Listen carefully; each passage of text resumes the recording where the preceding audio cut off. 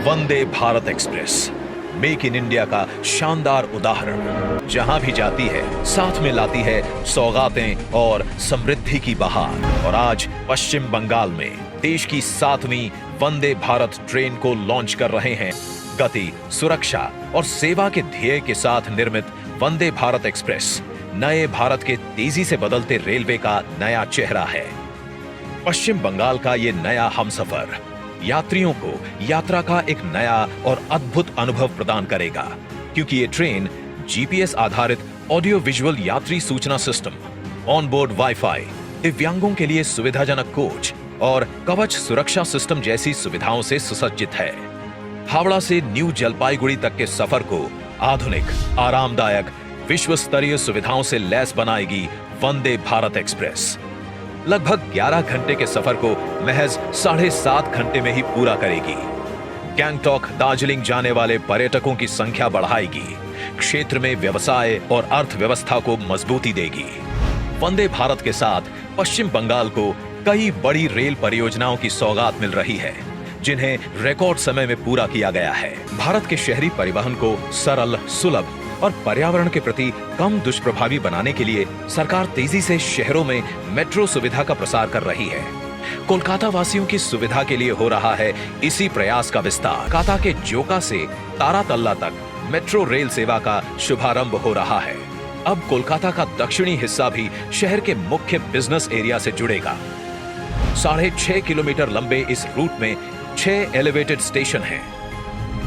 Diamond harbour का सफर जो सड़क से 30 से 40 मिनट में पूरा होता है, अब मेट्रो से 15 मिनट में पूरा होगा और इसका फायदा प्रतिदिन सफर करने वाले 25 से 30 हजार लोगों को मिलेगा। New Jalpaiguri station redevelopment project का भी आज शिलान्यास हो रहा है। जून 2025 तक ये स्टेशन विश्व स्तरीय सुविधाओं से युक्त पूर्वोत्तर का पहला अंतरराष्ट्रीय ट्रेन टर्मिनल बनेगा। इस हेरिटेज टर्मिनल को अगले 45 सालों तक रेल ट्रैफिक सुगम बनाने के विजन के साथ डिजाइन किया गया है।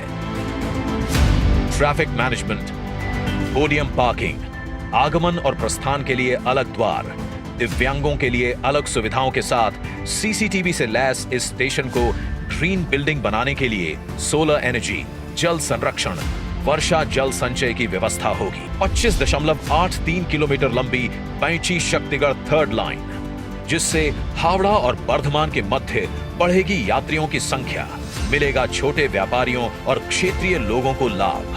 25.41 किलोमीटर लंबी डानकुनी चंदनपुर फोर्थ लाइन, जो बढ़ाएगी यात्रियों की सुविधा, छोटे व्यापारियों और श्रमिक वर्ग को होगा लाभ। Nimtita new Farakka double line track, जिससे हावड़ा और गुवाहाटी के बीच सफर में लगेगा कम समय।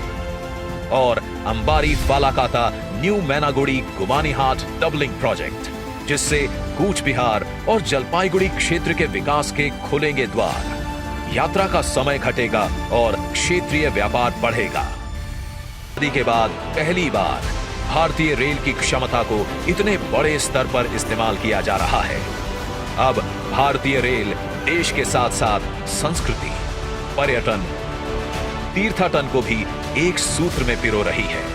देश की प्रगति को मिलती रहे एक नई गति, इसके लिए निरंतर प्रयासरत है भारतीय रेल।